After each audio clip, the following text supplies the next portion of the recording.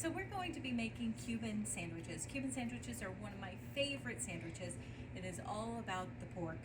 So traditionally these are pressed sandwiches, so similar to a panini, but not all students like a pressed sandwich. So we're going to use a traditional hamburger bun, and we know that you guys have those on hand, so it'll be very simple. You won't have to order special bread or anything.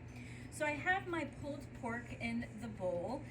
You can use commodity pulled pork, which is a great way to use up that product, or you can buy it. So I'm going to add just a couple things to this pork. I'm going to add mustard. Now, a lot of kids are afraid of mustard, but they don't realize that mustard is used in most barbecue.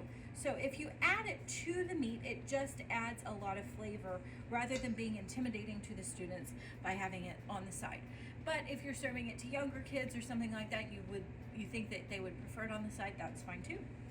I'm going to be adding black pepper, cumin, which is one of my favorite spices. It's very smoky and nutty. And then I'm opting to go ahead and add my relish to the pork. It just makes it a lot easier. It cuts out a step in putting the sandwiches together. If you don't have relish in your kitchen, you can go ahead and use your hamburger pickled chips. That is totally fine. It's the same feel, it's the same product, it's just in a different shape. Okay, so now that I have this pork mixed up in the bowl, I'll show you what this looks like. It's just a very kind of moist mixture. I'm going to be putting these together. I'm going to use a scoop to make sure that I'm getting the adequate amount of pork onto each sandwich. You'll also notice that I'm not wearing gloves. I'm doing it for demo's sake because we're not going to actually be serving these to anyone. Okay, so I'm going to take my hamburger buns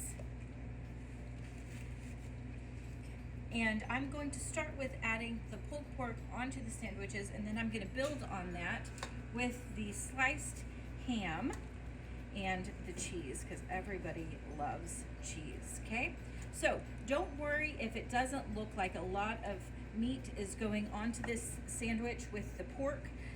Remember that you're adding both cheese and ham to these sandwiches in addition to the pulled pork.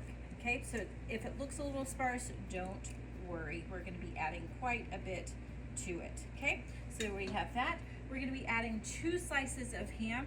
Go ahead and check your CN labels. Just make sure that 2 slices meets the serving requirement, because all hams are not created equal, right?